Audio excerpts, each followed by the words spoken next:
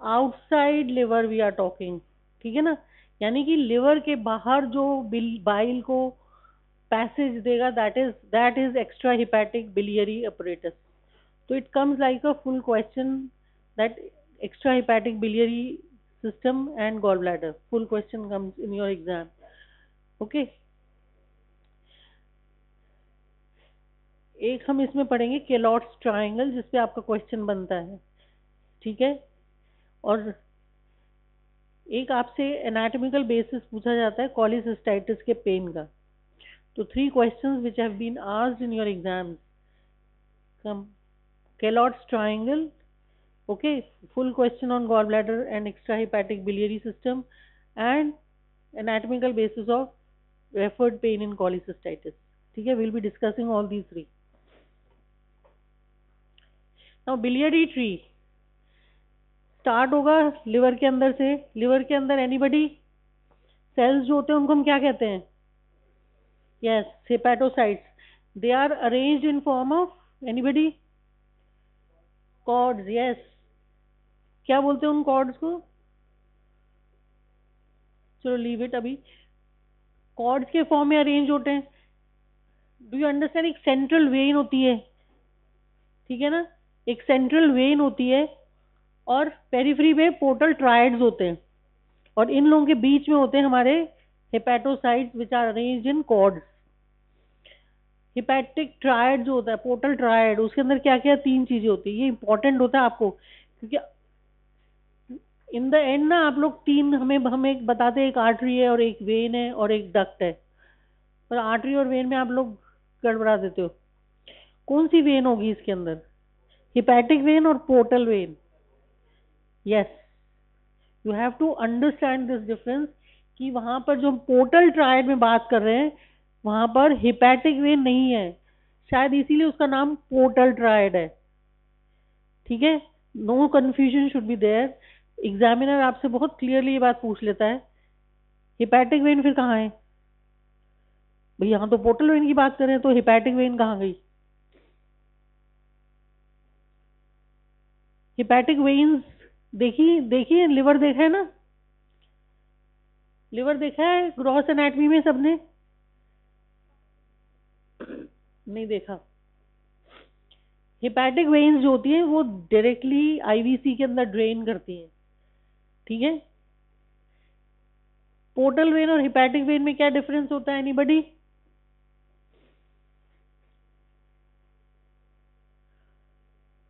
अच्छा, वेन क्या करती है? Anything? What does a when do? मतलब हम कब कहेंगे ये वेन है, और कब कहेंगे हम वो आर्टरी है? जो बॉडी से कलेक्ट करके ब्लड हार्ट को ले जा रही है, दैट इज अ वेन। और जो ब्लड हार्ट से पेरिफेरी बॉडी तक डिस्ट्रीब्यूट कर रही है, ऑर्गन्स तक कर रही है, दैट इज आर्टरी। समझ में आ रही है बात? अब पोर्टल वेन को स्पेशल हम क्यों इतना देते हैं? देखो, हमारी बॉडी के अंदर 2 सिस्टम वर्क कर रहे हैं, वीनस सिस्टम, ठीक है ना, पोर्टल सिस्टम और सिस्टमिक। सिस्टमिक में आती है वेन्स जो डायरेक्टली हार्ट से ब्लड लेके मतलब हार्ट में ड्रेन कर रही हैं, वेन्स जो बॉडी से कलेक्ट कर रही हैं ब्लड और हार्ट में जाके ड्रेन कर रही हैं, this is systemic veins, okay. Portal vein का क्या काम है? Yes, anybody? पोर्टल वेन क्या करेगी? जीआईटी से सारा ब्लड कलेक्ट करेगी और लिवर में लाके ड्रेन कर देगी। यानी इससे एक ऑर्गन से ब्लड लिया, do you get my point, and दूसरे ऑर्गन को दे दिया, हार्ट में नहीं दिया। समझ में आ रही है मेरी बात? इसीलिए इसको पोर्टल वेन कहते हैं, ठीक है। It is collecting the blood from whole GIT and it is transferring this blood directly to the liver, okay. तो दिस इज पोर्टल सिस्टम। और पोर्टल के आगे अब वो हिपैटिक वेन के थ्रू ड्रेन होगा आगे। आ गई बात समझ में? सबको समझ में आ रहा है ना ये चीज, पोर्टल वेन का सिस्टम क्यों अलग है? यस, कम इन बच्चे, जल्दी fast. Now coming back to the point, duct system जो है हमारा इंट्रा हिपैटिक होता है और एक्स्ट्रा हिपैटिक होता है, ठीक है। सी, मैं जो दिखा रही हूँ या ये पावर पॉइंट है, ये सब आपको ऑनलाइन मिल जाते हैं, तो इसलिए कोशिश करो इसमें से समझने की चीज को, है ना। इंट्रा हिपैटिक और एक्स्ट्रा हिपैटिक। अब इंट्रा हिपैटिक के अंदर अगर हम बात करें तो कॉर्ड समझ में आ रही है सबको, पोर्टल वेन समझ में आ रही है सबको।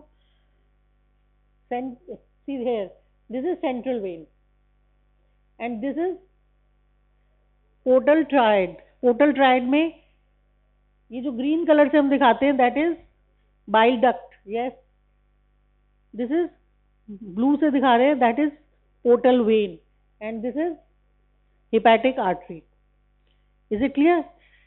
तीन हमारे पोर्टल ट्रायड में तीन चीजें हैं, ट्रायड है ऑफ कोर्स, ठीक। बाइल कैनालिकुलाई जो है वो इन बिटवीन ये जो पोर्टल ट्रायड है इसके अलॉन्ग ये जो येलो कलर के दिख रहे हैं ये सेल्स है, दीज आर हिपैटोसाइट्स, ठीक है ना। Hepato, can anybody tell white blood cells जो लिवर में मिलते हैं उनको क्या बोलते हैं कुछ? हाँ, कुपर सेल्स, वेरी गुड, ठीक है ना। तो ये हो गए हमारे इंट्रा हिपैटिक बिलियरी सिस्टम, यानी बिलियरी कैनालिकुलाई से बाइल जो था वो सारा कलेक्ट होके कहाँ पे आएगा? इंट्रालोब्यूलर डक्ट्स, लोब्स बने हुए ना छोटे, तो इंट्रालोब्यूलर डक्ट्स, और सब इंट्रालोब्यूलर डक्ट्स जो होंगी वो कलेक्ट करके कहाँ पहुंचेंगी? Interlobular ducts. इंटर और इंट्रा में difference can you make it out? Intra का मतलब अंदर है, इंटर का मतलब हम दो लोब्स के बीच की बात कर रहे हैं, ओके। तो इंटरलोब्यूलर डक्ट्स, पहले आएंगे इंट्रालोब्यूलर, वहां से इंटरलोब्यूलर, ओके, और वहां से हमारी बन जाएंगी फाइनली दो hepatic ducts, right and left, वो ज्वाइन करके बनाएंगी।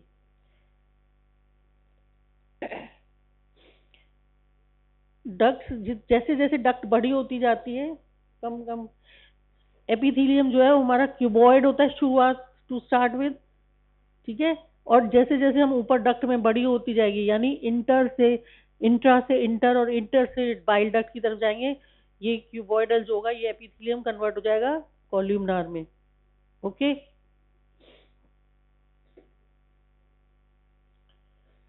वहां से हमारी बनी right and left hepatic duct.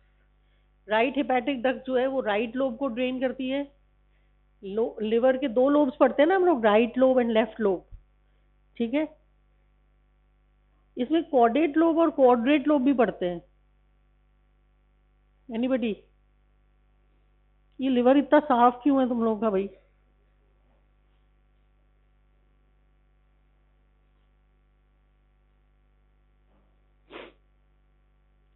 अभी क्लास नहीं हुई लिवर की? हाँ, हो गई? तो फिर मैदान इतना साफ क्यों है?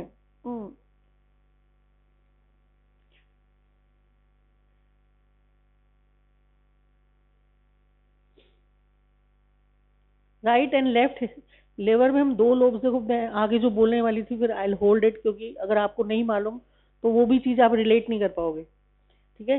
तो right and left lobes of liver होते हैं, इसके अलावा दो लोब्स और होते हैं लिवर में, caudate lobe and quadrate lobe, yes, caudate lobe and quadrate lobe. Caudate lobe की कुछ खास बात होती है,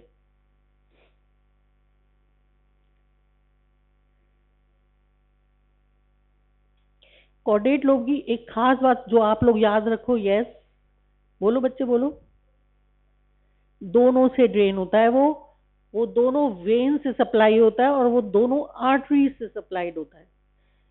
हिपैटिक आर्टरीज में भी दोनों से सप्लाई होता है, वेन में भी दोनों से, और डक्ट्स में भी दोनों से। यानी कि अगर हमारी एक आर्टरी थ्रोम्बोस हो गई, आप एक सिंड्रोम पढ़ोगे आगे, बर्ट-चियारी सिंड्रोम, उसमें राइट या left hepatic duct generally involve होती है, आर्टरी मतलब, या वेन, तो उसके अंदर कॉर्डेट लोब बच जाता है हमारा सिर्फ, क्योंकि एक बंद होती है तो उसके पास तो दूसरा है, तो कॉर्डेट लोब जो होता है वो उस चीज से एस्केप हो जाता है, और उसका रीजन यही है क्योंकि वो ड्रेनेज और उसके पास जो सप्लाई है वो दोनों से है, ओके। नाउ राइट लोब से हमारी राइट हेपेटिक डक्ट आई, लेफ्ट लोब से लेफ्ट हेपेटिक डक्ट आई। कोई भी जो ऑर्गन होता है उसमें हमेशा आप पढ़ोगे एक हाइलम होता है। हाइलम समझते हो, जहाँ पे जो वेसल्स एंड नर्व्स एंटर करती हैं या लीव करती हैं, that is known as hilum of any organ. Okay, तो हाइलम पे जो वेसल्स और नर्व्स हैं उसको हम क्या बोलेंगे? पेडिकल। बेसिकली वो वैस्कुलर पेडिकल है जो वहां से पूरा एंटर, नर्व नर्व और वैस्कुलर पेडिकल है। ठीक है, तो हमारे जो लिवर से कोई भी चीज जो एंटर कर रही है लिवर के अंदर या एग्जिट कर रही है, yes come in, that is at the porta hepatis, उसको हम बोलते हैं हाइलम को पोर्टा हेपेटिस। तो दोनों ducts, right and left hepatic duct जो होती हैं, ये दोनों ज्वाइन करती हैं and they together form common hepatic duct. ठीक है, right and left hepatic duct they unite together to form common hepatic duct.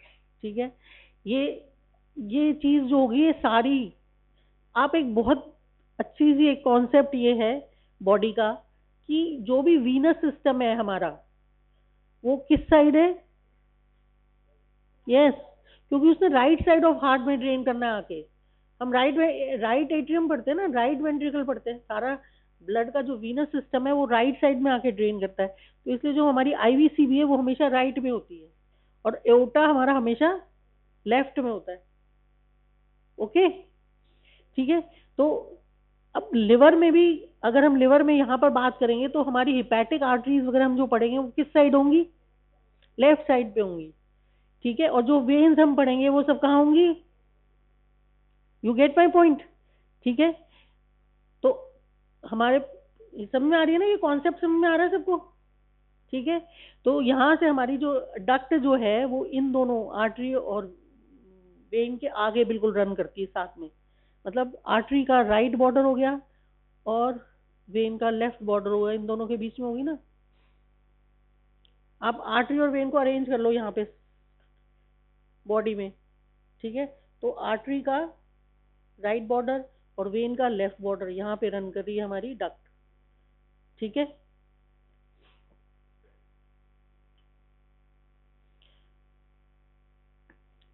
sometimes an accessory hepatic ducts are also present, which are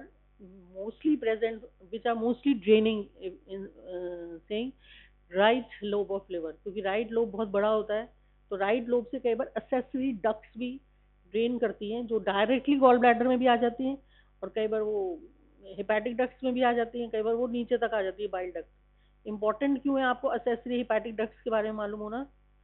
क्योंकि जब आप एक बार operate करते हो patient को, तो अगर आपने ये डक्ट्स नहीं आपने देखी हैं या नहीं आपका ध्यान गया है तो क्या होगा, ये डक्ट्स बाद में ऊज करती रहेंगी।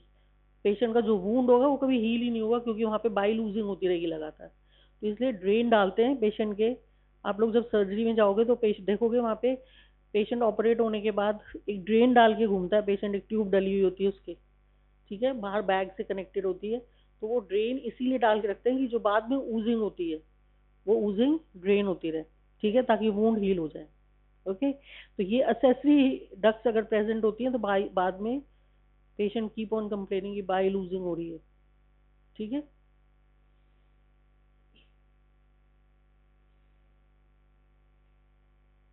Now can you make it out? Hepatocyte से बाइल बना, कैनालिकुलाई में एंटर कर गया, ठीक है ना, intra hepatic ductules, इंट्रालोबार,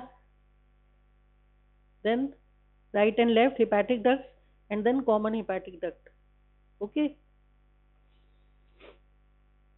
now extra, अब लिवर से बाहर आ गए ना, ठीक है, right and left hepatic duct बन गई हमारी और वो बाहर आ गए हम कॉमन हेपेटिक डक्ट के अंदर।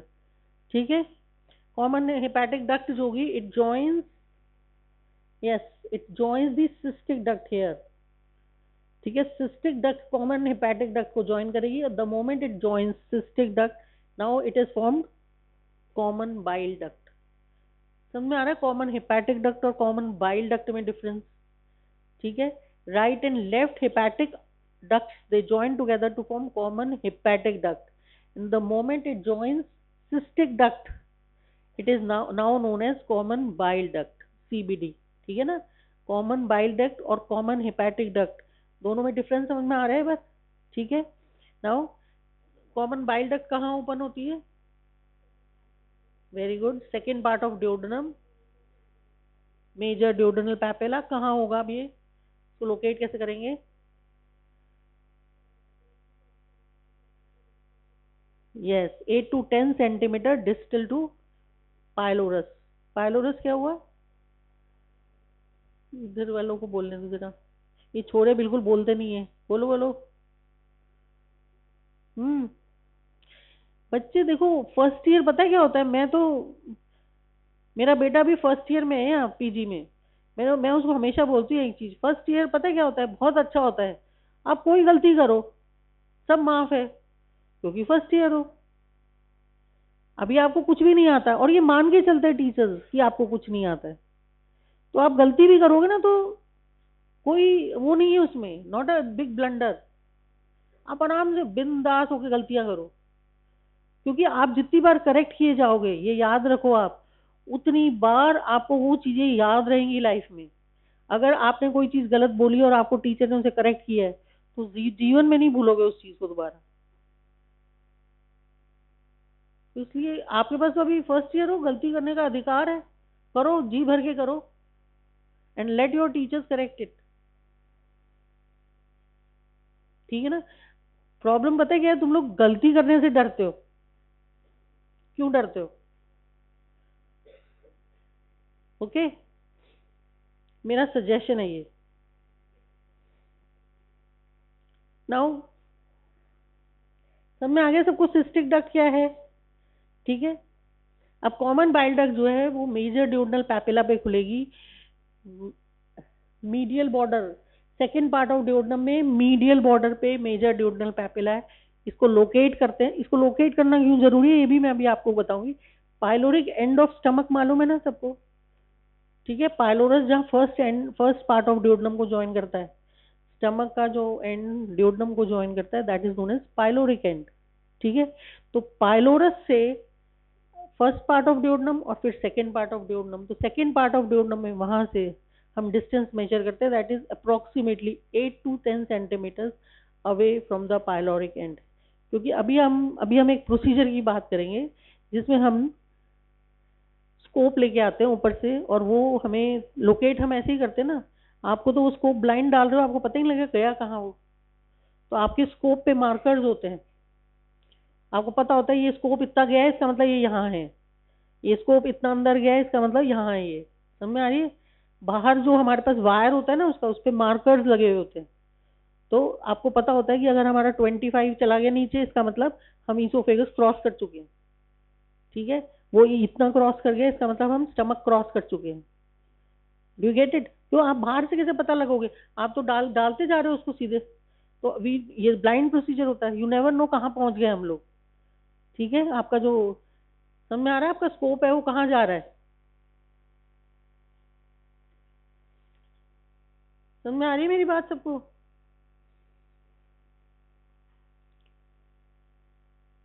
एक्स्ट्रा हिपैटिक बिलियरी सिस्टम के 5 components: two hepatic ducts, common hepatic duct, gallbladder, cystic duct and common bile duct।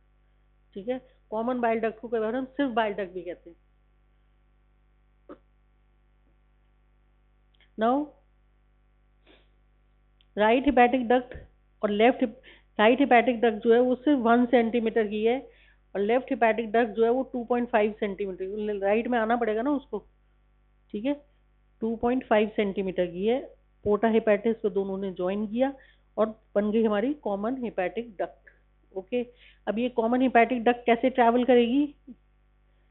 Stomach और उसके बीच में एक चीज होती है, क्या बोलते हैं उसको? Lesser omentum. Lesser omentum, peritoneum का फोल्ड होता है, that is known as lesser omentum. ठीक है ना? लेट मी शो, ओवर है मेरे पास एक picture. Yes, here can you appreciate? ये देखो लिवर दिख रहा है ना हमें, दिस इज द लिवर। और यहाँ से देखो ये स्टमक है, ये स्टमक से एक पूरा फोल्ड आ रहा है पेरिटोनियम का, जो लेसर कर्वेचर और स्टमक से पोर्टा हेपेटिस की तरफ वहां पर घूम कर आएगा मतलब। तो this fold is known as lesser omentum. ठीक है, यहाँ लेसर ओमेंटम पे यहाँ बीच में यहाँ पे है एनीबडी एपिप्लोइक फोरामेन। ठीक है, यहाँ पर ये जो इसका फ्री मार्जिन है लेसर ओमेंटम का, ये इसका फ्री मार्जिन है। सब में आ रहा है सबको? ये इसका फ्री मार्जिन है lesser omentum, that is lesser free margin of lesser omentum. और यहाँ से पीछे अंदर जाएंगे हम तो ये है एपिप्लोइक फोरामेन। आप लोग जो सर्जरी करोगे ना उन लोगों को बड़ी इंपॉर्टेंट होगी ये एपिप्लोइक फोरामेन, उनको समझ में आएगा। आप पेशेंट में फील करोगे इस चीज को, एपिप्लोइक फोरामेन को। ठीक है, तब सब याद करेंगे। ये ना हमने एनाटॉमी में समझा नहीं, इसे देखना चाहिए था। और तब पीजी करते ना जब बच्चे, तब वापस आते हैं डीएच में देखने के लिए। Is it clear? All clear ma'am? Okay, what is the function of gall bladder? Anybody? Yes, concentration. Storage के अलावा कॉन्सेंट्रेशन भी करता है बाइल का, और बाइल सॉल्ट और कोलेस्ट्रॉल का कॉम्प्लेक्स जो होता है उसको कुछ एब्जॉर्ब भी करता है ये। ठीक है, और डिओड्रम में रिलीज करता है। कब कब रिलीज करता है ये तो यार फिजियोलॉजी पढ़ी हुई होगी तुम लोगों ने यार। कॉलिसिस्टोकाइनिन पेनक्रियोजाइमिन जब एंटर करता है ये रिलीज होता है ना हार्मोन। नहीं, स्टमक में से जब कंटेंट्स फर्स्ट पार्ट ऑफ डिओड्रम में एंटर करते हैं, फैटी मील रिच होता है, तो पढ़ा नहीं अपन ने? क्लास 12 में पढ़ते थे बच्चे ये। कॉलिसिस्टोकाइनिन पेनक्रियोजाइमिन रिलीज होता है ये हार्मोन, और this causes contraction of gall bladder and the bile is released into the duodenum. Of course cystic duct के थ्रू होता हुआ यहाँ जाएगा। ठीक है, gall bladder lies in the gall bladder fossa of the liver. ठीक है ना, फोसा जो है वो पोर्टा हेपेटिस और inferior free margin of liver,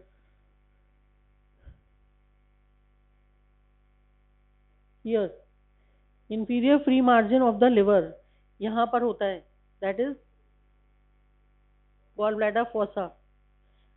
ठीक है, आपसे एग्जामिनर पूछ लेता है ये चीज कि कहाँ है गॉल ब्लैडर फोसा, तो आप बॉडी उस पर दिखा देते हो लिवर पे, लेकिन यहाँ आपको पता होना चाहिए वो पोर्टा हेपेटिस और इंफीरियर फ्री मार्जिन के बीच में पड़ा हुआ है हमारा जीबी गॉल ब्लैडर फोसा। ठीक है, इसमें ये पियर शेप दिखाई दे रहा है, this is gall bladder. Okay, peritoneum बिल्कुल इसके ऊपर से होके चली जाती है, यानी इसका जो इंफीरियर सरफेस है ये तो कवर्ड है पेरिटोनियम से। अच्छा, हम सुपीरियर इंफीरियर कैसे डिफाइन करते हैं? ये तो टर्म्स मालूम होनी चाहिए। हम बॉडी की एनाटॉमिकल पोजीशन के अकॉर्डिंग सरफेसेस के लेबलिंग करते हैं या साइड्स की लेबलिंग करते हैं। ये बात हमेशा ध्यान रखना, क्योंकि कई सारे ऑर्गन्स हमारी बॉडी में ऊपर नीचे होते हैं। जब आप लेटे हुए हो तो लिवर तो ऐसे हो गया ना, अब आप सुपीरियर इंफीरियर कैसे डिफाइन करोगे उसको? ठीक है, तो हम मान के चलते हैं बॉडी स्टैंड, खड़ी हुई बॉडी है, रिकम्बेंट पोजीशन में है बॉडी, मतलब स्टैंडिंग पोजीशन में। Now superior and inferior we are talking. तो गॉल ब्लैडर का वो पार्ट जो लिवर के कांटेक्ट में आ रहा है दैट इज सुपीरियर सरफेस, और जो नीचे का पार्ट है वो है इंफीरियर सरफेस। समझ में आई? ठीक है, सुपीरियर सरफेस जो है वो गॉल ब्लैडर के डायरेक्ट कांटेक्ट में आ रहा है, वहाँ पेरिटोनियम नहीं है, तो वहाँ से क्या है, डायरेक्ट कम्युनिकेशन है लिवर और गॉल ब्लैडर का। ये बहुत इंपॉर्टेंट है, क्योंकि अभी मैं आगे जब बात करूंगी तो आपको समझ में आएगा ये क्यों इंपॉर्टेंट है। ठीक है, जब हम इसकी अप्लाइड बात करेंगे ना तब you will get to know कि ये इसकी वजह से क्या प्रॉब्लम्स आते हैं हमें, कि गॉल ब्लैडर जो है वो डायरेक्टली लिवर के साथ यहाँ पर कांटेक्ट में है। ठीक है, 30 to 50 ml कैपेसिटी, ये ना बड़ा फेवरेट क्वेश्चन है स्पॉटिंग का, कि गॉल ब्लैडर की कैपेसिटी क्या होती है। It is 30 to 50 ml। ठीक है ना, स्पॉटिंग में गॉल ब्लैडर को रख के पूछते हैं what is the capacity of the gall bladder. ठीक है, 30 to 50। Okay, 3 parts, fundus, body, ठीक है, neck. Fundus, body and neck, ये जो पार्ट है this is fundus, this is the body, and ये जो रेड कलर का है ये नेक। नेक से कंटिन्यू हो जाएगी ये जो ब्लू कलर में आगे दिखाई दे रही है सिस्टिक डक्ट। ठीक है, fundus, body, neck and then cystic duct. Okay, fundus कौन सा पार्ट होगा बॉडी का? वो पार्ट जो इंफीरियर बॉर्डर से बाहर निकल रहा है, लिवर के इंफीरियर बॉर्डर से बाहर की तरफ देख पा रहे हो आप, that is fundus of the gall bladder. ठीक है, बाकी जो रिमेनिंग पार्ट है this is the body of the gall bladder. ठीक है, और ये जो पार्ट है neck, neck of the gall bladder जो है ये एस शेप्ड होता है। ये आप रेडियोलॉजिकली हम लोग देखेंगे ये चीज एस शेप्ड। और ये क्यों इंपॉर्टेंट है? क्योंकि यहाँ एक पाउच प्रेजेंट होती है that is known as Hartmann's pouch. Hartmann's pouch, HART, Hartmann's pouch. क्योंकि यहाँ this is the most common site जहाँ गॉल ब्लैडर के स्टोन्स जो होते हैं वो आके अटक जाते हैं। ठीक है, हार्टमैन्स पाउच जो नेक ऑफ गॉल ब्लैडर पे है। ओके,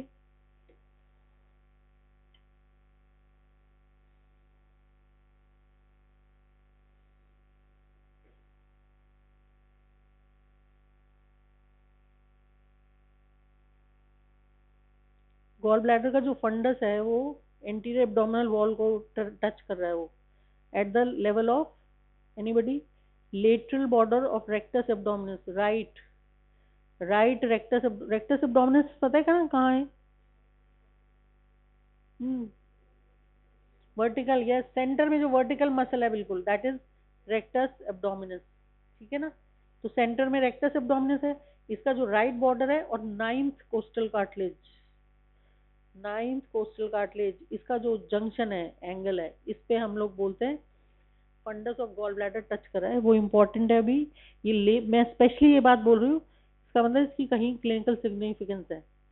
ठीक है, हम यहाँ पे अभी एक साइन पढ़ेंगे इस पॉइंट पर जहाँ पे गॉल ब्लैडर जो है वो इंटीरियर एब्डोमिनल वॉल को टच करता है। ठीक है, it is lateral border of the rectus abdominis and ninth coastal, tip of ninth costal cartilage. Okay, posteriorly the fundus of gallbladder is related to starting of the transverse colon, again this is important। ठीक है, body of gallbladder this is nothing, general बात है। superior surface मैंने कहा it is devoid of peritoneum and inferior surface it is covered with peritoneum। neck of gallbladder, Hartmann's pouch मैंने कहा it is the most common site where gall bladder stones जो होते हैं वो लॉज हो जाते हैं, इम्पैक्ट हो जाते हैं वहां पर। अच्छा, इम्पैक्ट और लॉज का मतलब अलग अलग कुछ बता सकते हो? दो वर्ड्स क्यों यूज करते हैं हम लोग? What do you mean by lodge हो गए और what do you mean by impact हो गए? कुछ डिफरेंस है क्या दोनों में या एक ही है? See I always lay emphasis on terminology what you are using, that is very important. क्योंकि आप अपनी वर्ड से मैसेज देते हो सामने वाले को बिल्कुल क्लियर, और आपको पता होना चाहिए आप क्या मैसेज दे रहे हो। आप जब रिपोर्ट लिखोगे उसमें इम्पैक्टेड और लॉज्ड दोनों में अलग अलग डिफरेंस होगा। लॉज का मतलब क्या होता है? बोर्डिंग लॉजिंग पढ़ते नहीं हो? पढ़ते नहीं है अपन? कहाँ यूज करते हो बोर्डिंग इन लॉजिंग? रह रहे हैं जहां पर? नहीं, ऐसा नहीं होता। लॉजिंग का मतलब क्या होता है? जहां रह रहे हो, है ना, यानी जहां गॉल स्टोन रह रहा है तो वो तो वहां कंफर्टेबल होगा। ठीक है, और इम्पैक्टेड का मतलब फंस गया, वहां का जो डायमीटर, वहां की जो डायमेंशन थी उससे ज्यादा है वो, और वो वहां कर फंस गया। दोनों में डिफरेंस बात समझ में आ रही है मेरे? लॉज, लॉज है वो वहां पर, इसका मतलब वो वहां रह रहा है, सब कुछ हो रहा है, आराम से रह रहा है वो, उसके पास प्लेंटी ऑफ स्पेस है। और इम्पैक्टेड का मतलब वो वहां आया और वहां आके फंस गया, अब निकल नहीं रहा वहां से आगे। ओके, तो गॉल ब्लैडर का स्टोन यहाँ कई बार लॉज होता है और कई बार इम्पैक्टेड होता है। अब मेरा बात समझ में आ गई? ठीक है, इज इट क्लियर? इम्पैक्टेड का मतलब आगे यहाँ फंसे। जब कोई चीज यहाँ आके फंस जाएगी तो क्या होगा? क्या चीज वो नहीं होने देगा? वो बाइल को अंदर ना तो आने देगा ना वो जाने देगा, उसे रोक लिया ना रास्ता पूरा। जब वो लॉज था वहां पे स्टोन, तब तो बाइल आ भी रहा था जा भी रहा था, कोई प्रॉब्लम नहीं थी। ठीक है, ऊपर से हिपैटिक डक्ट से बाइल आ रहा है, स्टोर हो रहा है गॉल ब्लैडर में, वहां से जब जरूरत हो रही है निकल के सिस्टिक डक्ट से निकल के हिपैटिक डक्ट में जा, वो बाइल डक्ट में जा रहा है, बात खत्म हो गई। पर अगर स्टोन इम्पैक्ट हो गया वहां पे, अब वो क्या करेगा, ना वो बाइल को अंदर आने देगा ना वो बाइल को बाहर जाने देगा, है ना। जो उसके अंदर बाइल पड़ा है गॉल ब्लैडर के अंदर वो वहीं रहेगा। ठीक है, तो क्या होगा, अब गॉल ब्लैडर डिस्टेंड करना शुरू कर देगा। ठीक है, और गॉल ब्लैडर खाली बाइल भी ऊपर इकट्ठा होना शुरू हो जाएगा, हिपैटिक डक्ट्स और ऊपर लिवर तक। समझ में आ रहा है। बैकअप, अगर मैं आगे ये रास्ता रोक दूं तो क्या होगा, सब अंदर ही पैक हो गए ना, बाहर से कोई अंदर नहीं आ सकता, अंदर से कोई बाहर नहीं जा सकता। आई बात समझ में, एक ही तो एग्जिट पॉइंट है हमारा, एंट्री और एग्जिट। समझ में आ गई। अगर इस सारे ये दरवाजे बंद कर दूं क्या होगा, ऊपर तक इकट्ठी होनी शुरू हो जाएगी ना चीजें। आ गई बात समझ में, सोचना है इसको। ओके, तो दैट कॉजेज ऑब्स्ट्रक्टिव जॉन्डिस। फिर तो इम्पैक्टेड स्टोन है या लॉज स्टोन है। ठीक है, मैंने डिफरेंस समझाने की कोशिश की है, आप लोग सोचना अभी इस चीज को। अब नेक पे जो है ना, म्यूकस मेम्ब्रेन का एक फोल्ड होता है, स्पाइरल फोल्डिंग जिसे हम कहते हैं, गॉल ब्लैडर के नेक पे। ठीक है, ये स्पाइरल फोल्डिंग हमें दिखाई देती है, तो कई बार हमें ऐसा लगता है जैसे स्टोन की लुक दे रही है, लेकिन ये स्टोन नहीं होता, spiral fold of mucous membrane होता है सिर्फ। Cystic duct, it connects gall bladder neck to the bile duct, तो बनेगी hepatic duct, common hepatic duct को ज्वाइन करेगी और अब बन जाएगी बाइल डक्ट। ठीक है,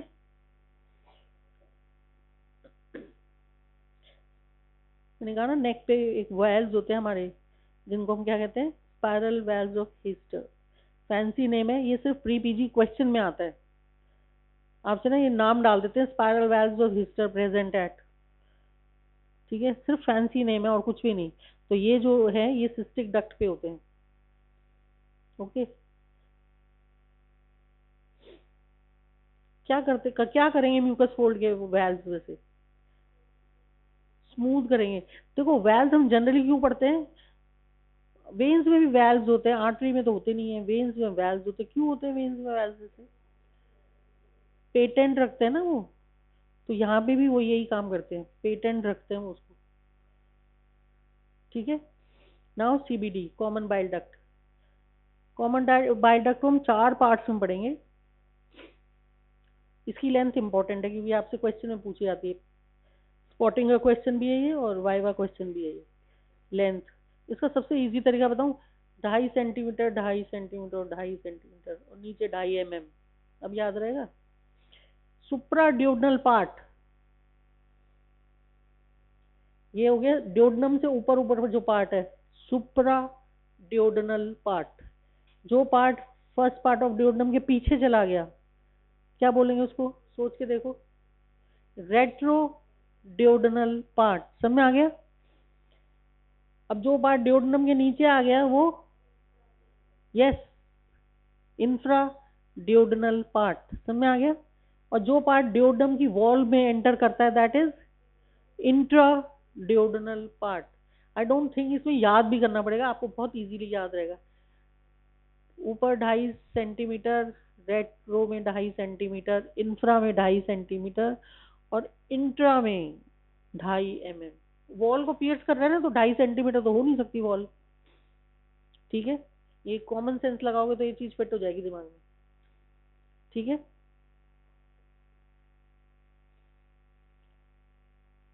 free margin of lesser omentum, मैंने कहा था ना अभी, epiploic foramen free margin of lesser omentum में ये रन करती है कॉमन बाइल डक्ट। क्या 3 कंटेंट्स रन करते हैं, ये आपसे पूछते हैं बार बार। Free margin of lesser omentum carries what 3 structures, yes, portal vein, bile duct और क्या होगी तीसरी, सोच के देखो। ये पेडिकल है जो ऊपर से नीचे चला आ रहा है, हिपैटिक आर्टरी, एक आर्टरी, एक वेन और एक डक्ट। आर्टरी किस साइड होगी, वेन किस साइड होगी, आई बात समझ में, और डक्ट इन दोनों के बीच में आगे।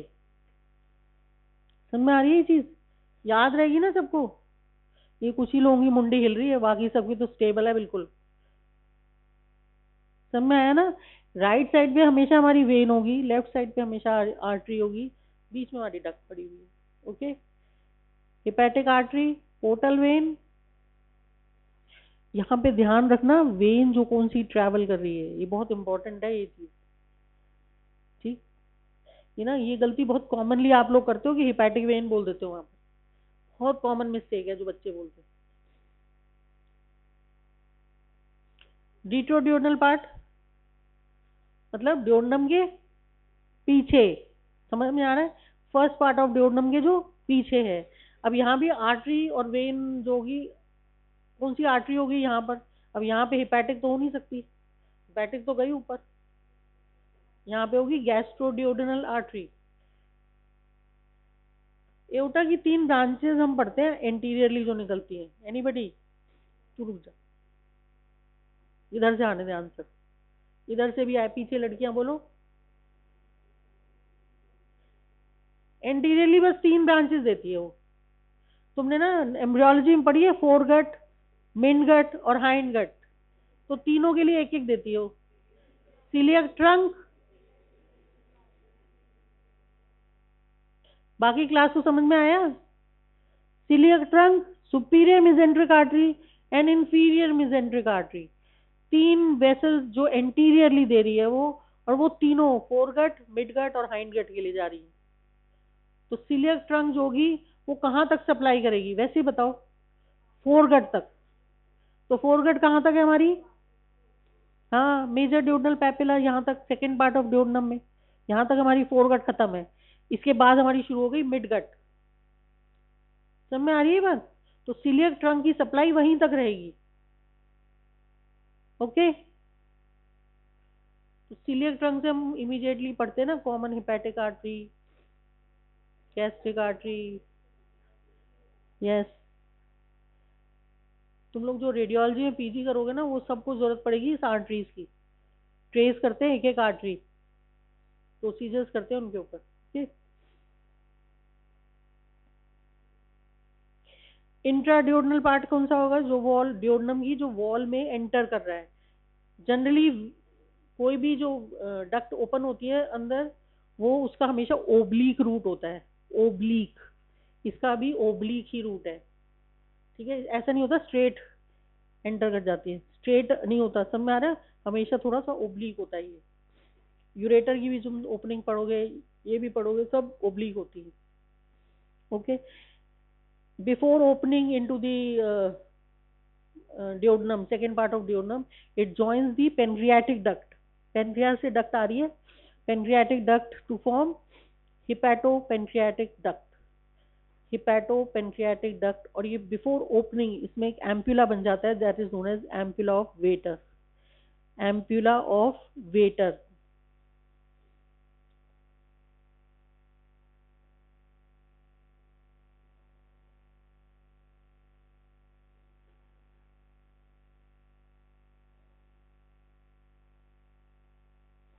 अब ये इंपॉर्टेंट क्यों है हमारे लिए? देखो, बाइल डक्ट जो आ रही है, एक सबका वॉल्स तो अलग है, अपनी अपनी वॉल्स है, पर जो बाइल डक्ट आ रही है, पेनक्रियाटिक डक्ट आ रही है, उसके बाद कॉमन डक्ट बन गई हमारी। ठीक है, तो बाइल डक्ट के अराउंड जो सर्कुलर फाइबर्स डेवलप होंगे उनको हम क्या बोलेंगे? स्फिंक्टर कॉलीडोकस। ठीक है, और जो पेनक्रियाटिक डक्ट के अराउंड सर्कुलर फाइबर्स बनते हैं उनको क्या बोलेंगे? नाम देखो, बोल के देखो, स्फिंक्टर पेनक्रियाटिकस। आई बात समझ में? ये बच्चे देखो, ये दिख रही है यहाँ पर, ये आ रही है बाइल डक्ट, ठीक है ना, और ये आ रही है पेनक्रियाटिक डक्ट। ये तीनों यूनाइट हो गई यहाँ पर, दोनों सॉरी यूनाइट हो गई। तो ये जो फाइबर्स हैं स्फिंक्टर कोलिडोकस, और यहाँ पर जो फाइबर्स हैं स्फिंक्टर पेनक्रियाटिकस, और ये जो और ये जो यहाँ पर दोनों को ज्वाइन करने के बाद जो सर्कुलर फाइबर्स हैं इनको क्या बोलेंगे? Sphincter ampulla, sorry sphincter Oddi. ठीक है ना, स्फिंक्टर ऑफ ओडाई। ये इंपॉर्टेंट है क्योंकि इसे हम लाइगेट करते हैं, and where where we do we ligate, I will tell you अभी। ठीक है, स्फिंक्टर ऑफ ओडाई।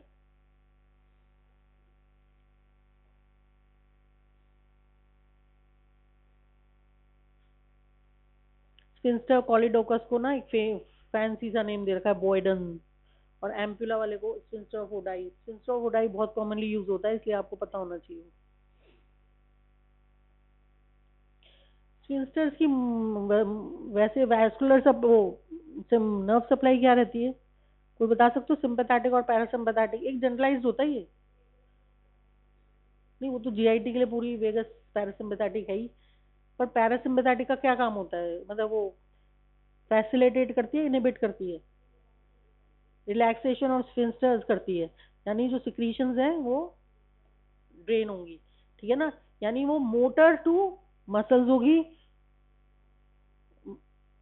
नहीं नहीं सॉरी, मोटर टू स्फिंक्टर होगी, स्फिंक्टर्स को डायलेट करेगी और ऑर्गन को रिलैक्स कर देगी, ठीक है ना।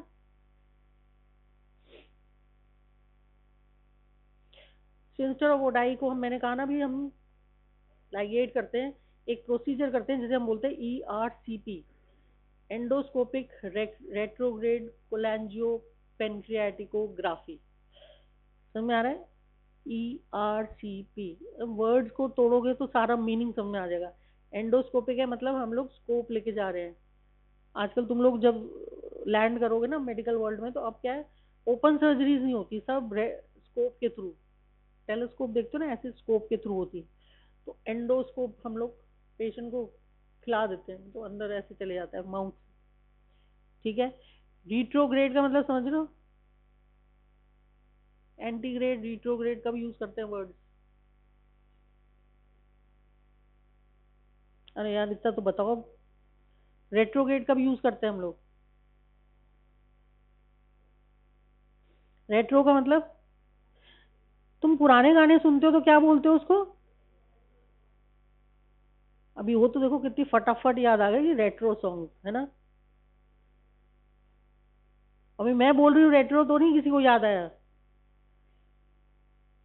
तो रेट्रो मतलब हम पीछे चले गए, आगे जाके हम पीछे आ गए, दैट इज रेट्रो। तुम आगे आ गए और पीछे के सॉन्ग सुन रहे हो तो रेट्रो हो गए वो सॉन्ग, ठीक है ना। तो रिट्रोग्रेड का मतलब हम पीछे चले गए, ओके। मैं सिर्फ अभी टर्म ब्रेकअप कर रही हूँ ताकि तुम लोगों को प्रोसीजर जब बताऊं तो तुम लोगों को समझ में आ जाए। और फिर कोलैंजियो, कोलैंजियो वर्ड मतलब कहाँ होता है? नहीं, गॉल ब्लैडर नहीं होता, डक्ट, कोलेंजाइटिस। आइटिस वर्ड मैंने कहा था इन्फ्लेमेशन के लिए, कोलेंजाइटिस मतलब हम बाइल डक्ट की बात करें। और अगर हम गॉल ब्लैडर की बात करेंगे तो क्या हो जाएगा, इसी वर्ड को आइटिस में जोड़ दो, कॉलीसिस्टाइटिस। समझ में आया? गॉल ब्लैडर के अंदर आइटिस अगर हो गई, इन्फ्लेमेशन हो गया, तो दैट इज कॉलीसिस्टाइटिस। और अगर कॉमन बाइल डक्ट में इन्फ्लेमेशन हो गया तो कोलेंजाइटिस। समझ में आ गई मेरी टर्म, ठीक है, cholecystitis and cholangitis, okay. Now back to the term cholangio pancreatography, यानी कोलेंजियो का मतलब हम कहाँ गए, बाइल डक्ट में आ गए, और पेनक्रियाटिक डक्ट समझ में आ गई। तो हम लोग ने एंडोस्कोप के थ्रू गए, सेकेंड पार्ट ऑफ डियोडम में पहुंचे, एम्पुला ऑफ वेटर से हम एंटर करें, वापस अब ऊपर आएंगे ना, ऊपर वापस आना पड़ेगा ना अब, तो हम बाइल डक्ट के थ्रू ऊपर वापस रिट्रोग्रेड आ रहे हैं, ठीक है, सिस्टिक डक्ट तक पहुंच जाते हैं उससे हम। आई बात समझ में? तो इसलिए से कहते हैं एंडोस्कोपिक रिट्रोग्रेड कोलैंजियो पेनक्रियाटोग्राफी। ये तो सिर्फ प्रोसीजर, अब ये प्रोसीजर सिर्फ ग्राफी तक नहीं रह गया। ग्राफी का मतलब समझ रहे हो? ग्राफी का मतलब है हमने लिया, डाई डाली और फोटो खींच ली फटाफट फ्लोरोस्कोपी पे, ठीक है, दैट इज ग्राफी, मतलब हम फोटोग्राफी कर रहे हैं खाली। समझ में आ रही है मेरी बात? ठीक है, अब ये सिर्फ ग्राफी नहीं रह गई, अब ये प्रोसीजर हो गया। अब हम लोग स्कोप के थ्रू जाके बहुत कुछ करके आ जाते हैं अंदर, ओके। तो प्रोसीजर्स होने लग गया अब इसके through, it is no longer a graphy only, but इसको आज भी ERCP बोलते हैं, ठीक। इसके अंदर हम कॉमन बाइल डक्ट तक पहुंच जाते हैं, तो अंदर हम गॉल स्टोन्स लॉज्ड हैं, हमें कोई और चीज, एस्कैरियोसिस पढ़ोगे आप, एस्कैरिस होता है ना, पैरासिटिक वॉर्म नहीं पढ़े, एस्कैरिस। तो एस्कैरियोसिस जो होती है ना, बहुत कॉमन है कॉमन बाइल डक्ट में, पूरा भरा होता है CBD ऊपर तक, तो सारे एस्कैरिस को पकड़ पकड़ के ले आते हैं बाहर, ठीक है ना। तो दिस प्रोसीजर जो होता है ये, आगे मेरी बात समझ, यहाँ पर हम इंस्टेड ऑफ ओडाई के कुछ फाइबर्स को लाइगेट करते हैं तभी हमारा स्कोप अंदर जाता है। ठीक। ऑब्स्ट्रक्टिव जॉन्डिस किस कब बोलेंगे, जब हमारी ये डक्ट, बाइल डक्ट जो है वो किसी भी वजह से ऑब्स्ट्रक्ट हो गई। अब वो कॉजेज इंट्रिंसिक भी हो सकते हैं और एक्सट्रिंसिक भी। इंट्रिंसिक का मतलब डक्ट के अंदर ही है कुछ, कोई स्टोन पड़ा है, कोई वर्म पड़ा है, समझ रहे हो। और एक्सट्रिंसिक का मतलब बाहर से किसी चीजों से कंप्रेस कर दिया आके। आगे मेरी बात समझो, इंट्रिंसिक एंड एक्सट्रिंसिक कॉजेज समझ में आ रहे हैं। तो ये ऐसा एक रूल है, कोरवॉइजर्स रूल। कोरवॉइजर्स रूल वो कहता है कि जब इंट्रिंसिक फैक्टर्स होते हैं ऑब्स्ट्रक्शन के, तो कभी भी गॉल ब्लैडर डायलेट नहीं होता, और जब एक्सट्रिंसिक फैक्टर्स होते हैं तो गॉल ब्लैडर हमेशा डायलेटेड मिलेगा। तो अगर हमें डायलेटेड बाय गॉल ब्लैडर मिल रहा है तो इसका मतलब जो ऑब्स्ट्रक्शन है वो एक्सट्रिंसिक है, और अगर हमें गॉल ब्लैडर स्मॉल मिल रहा है, डायलेटेड नहीं है, इसका मतलब हमारा इंट्रिंसिक कॉज है ऑब्स्ट्रक्शन का। आगे मेरी बात समझ, this is known as Courvoisier's rule. ये आपसे पूछते हैं what is Courvoisier's law. Arterial supply I think very easy. Cystic artery, अच्छा एक चीज अभी एक इम्पोर्टेंट हम पढ़ेंगे अभी, एक है केलॉट्स ट्राइंगल। ये देखो सिस्टिक डक्ट और ये कॉमन हेपेटिक डक्ट, और यहाँ पर है इंफीरियर मार्जिन ऑफ लिवर। एक ट्राइंगुलर एरिया बन गया, cystic duct, common hepatic duct, and this is inferior margin of liver. This is known as Calot's triangle. इसके अंदर होती है हमारी cystic artery और hepatic artery भी। cystic artery and hepatic artery इसके contents हैं। और Calot's triangle important इसलिए है क्योंकि सर्जन जो होते हैं वो वैस्कुलर पेडिकल जो है, गॉल ब्लैडर सर्जरी करनी है और निकालना है गॉल ब्लैडर, तो हमें सबसे पहले उस ऑर्गन का पेडिकल बांधना पड़ेगा ना, वैस्कुलर पेडिकल। वैस्कुलर पेडिकल समझ रहे हो ना। अभी मेरे को किसी ऑर्गन को निकालना है, मतलब पैर को काटना होता है, तो क्या करते हैं लोग, पहले क्या करेंगे सोचो। पहले ऐसे तो है नहीं कि सीधे उठाया और धाड़ से पैर काट दिया, काम खत्म। आप पहले वेसल्स को सिक्योर करोगे ना, नहीं तो ब्लीडिंग पेशेंट तो ब्लीड करके मर जाएगा। ठीक है, तो आप पहले वेसल्स को करोगे ना। बात समझ में आ रही है मेरी। ठीक है, तो कोई भी जब हम ऑर्गन को बाहर निकाल रहे होते हैं या हम किसी भी एम्पुटेट करते हैं, तो हम सबसे पहले उसका जो वैस्कुलर पेडिकल होता है उसे सिक्योर करते हैं। ठीक है, तो ऐसे ही गॉल ब्लैडर को जब सर्जरी करके हम रिमूव कर रहे होते हैं, सबसे पहले उसका वेस्कुलर पेडिकल को बांधते हैं। तो उस vascular pedicle basically cystic artery जो है वो यहाँ कैलॉट्स ट्राइंगल में ही लोकेट होती है। तो हम यहाँ कैलॉट्स ट्राइंगल वो लोकेट करते हैं और यहीं पे टाई कर देते हैं, पहला टाई यहीं बांधते हैं, फिर उसके बाद गॉल ब्लैडर को सेपरेट करते हैं। ठीक है, तो Calot's triangle as a surgery surgeon बहुत इंपॉर्टेंट होता है उनकी। समझ में आ गया सबको।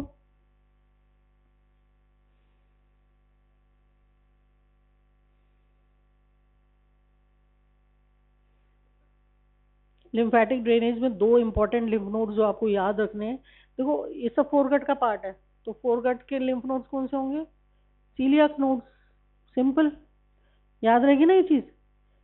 ठीक है, तो सीलियक नोड्स जो एपिप्लोइक फोरामेन है वहां पर हमारा एक इंपॉर्टेंट लिम्फ नोड पड़ा हुआ है। एपिप्लोइक फोरामेन जो है वहां पे हमारा एक इंपॉर्टेंट लिम्फ नोड पड़ा हुआ है, that is cystic lymph node of Lund. Cystic lymph node of Lund ये इंपॉर्टेंट है क्योंकि ये एनलार्ज हो जाता है उस समय, अगर वहाँ कोई कैंसर या कई बार आइटिस भी डेवलप हो रही है, इन्फेक्शन भी डेवलप हो रहा है। ठीक है, बट जनरली ये सीए में डेवलप होता हुआ, मतलब बढ़ता हुआ दिखाई देता है। ये इंपॉर्टेंट लिम्फ नोड है। अगर ये इनलार्ज मिल रहा है अगर हमें, इसका मतलब हमारा स्प्रेड हो चुका सीए, आगे गया इसके। अभी आप कैंसर जब पढ़ोगे ना तो उसमें ग्रेडिंग्स पढ़ोगे कि कैंसर जो है कहाँ तक स्प्रेड हो गया, बॉडी मतलब ऑर्गन तक लिमिट है या वो कितने lymph node level, level change हो जाता है एकदम से, ग्रेडिंग चेंज हो जाती है कैंसर की कि वो कितना स्प्रेड है बॉडी में। ओके, तो ये फर्स्ट फर्स्ट ग्रेड है ये यहाँ पर, यानी कि अगर हमारा ये लिम्फ नोड इन्वॉल्व है, यानी कि और हमारा यहाँ से बाहर निकल गया, ग्रेडिंग चेंज कर देता है ये।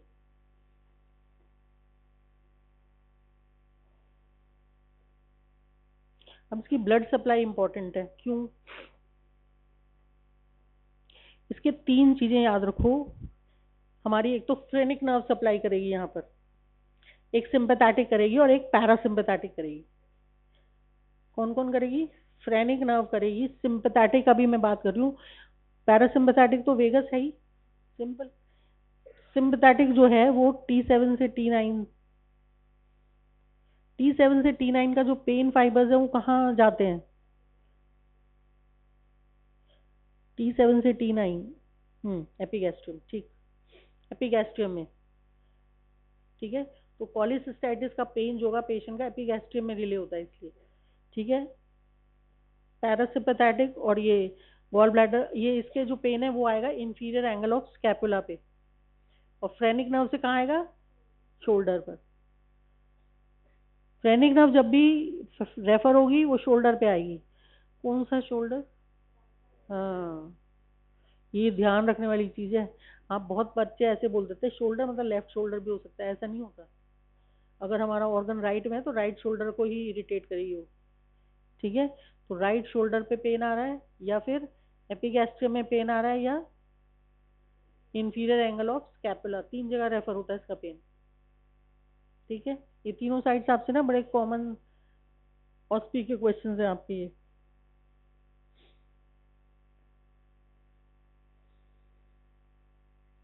ये triangle, Calot's triangle, I have already told you.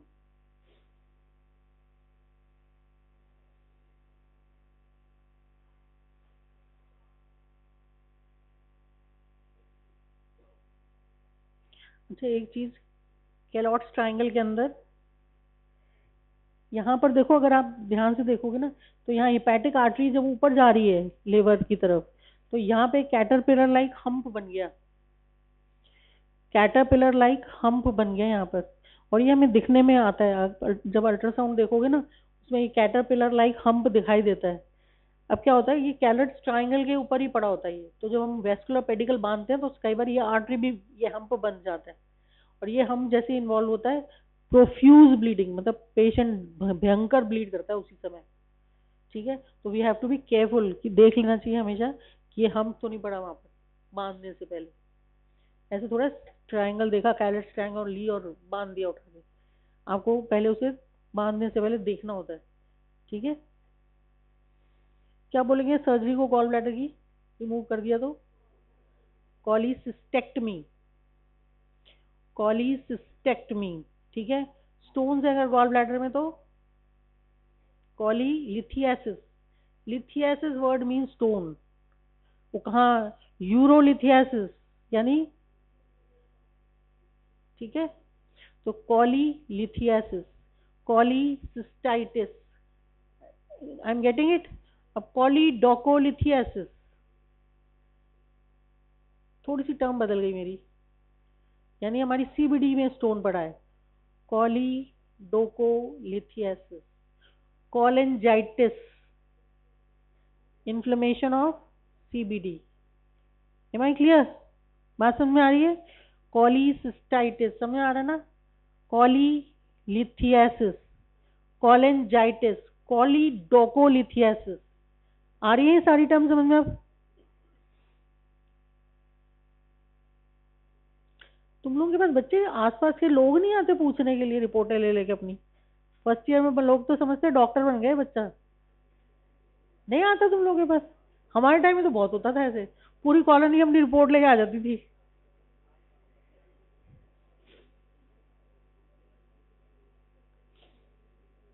कोरवाइजर्स rule I have already told you, referred pain I have already discussed. एक मर्फी साइन, मर्फीज साइन, क्या होगा मर्फी साइन? मैंने कहा था अभी, एक बात की थी, रेक्टस एब्डोमिनस का लेटरल बॉर्डर और नाइन्थ कोस्टल कार्टिलेज का टिप, यहाँ पर जो है हम जब पेशेंट को बोलते हैं डीप इंस्पिरेशन करने को, और अगर हम अपनी फिंगर्स को यहाँ इंसर्ट करते हैं सबकोस्टली, तो पेशेंट, अगर कॉलीसिस्टाइटिस है तो patient winces with pain, this is known as Murphy sign positive, Murphy sign, ठीक है।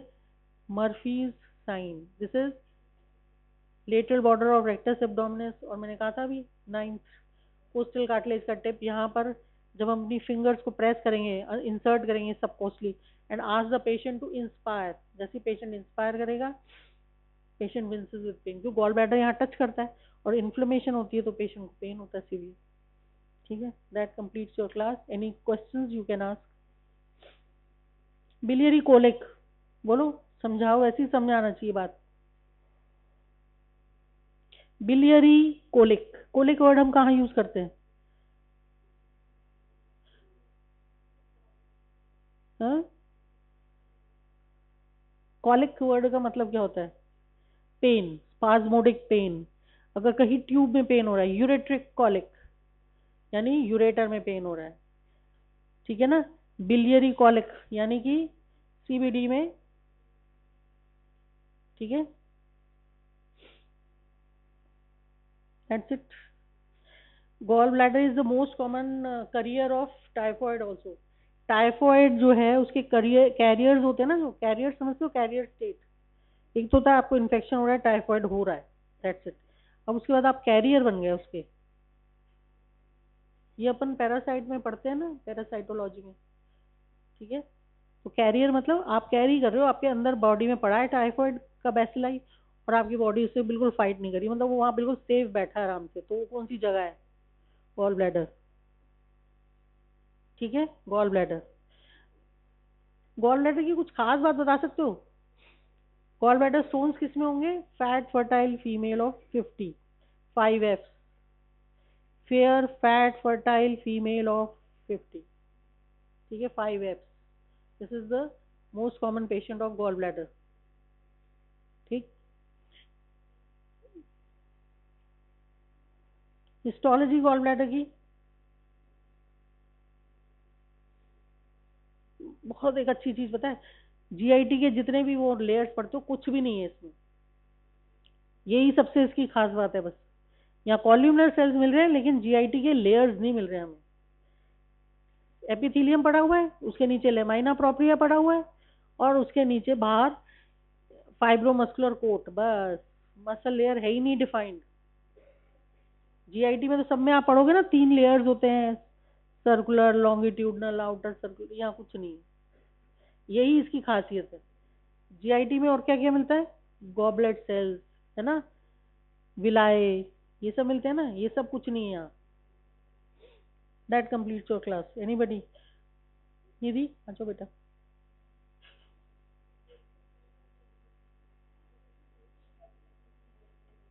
ठीक है।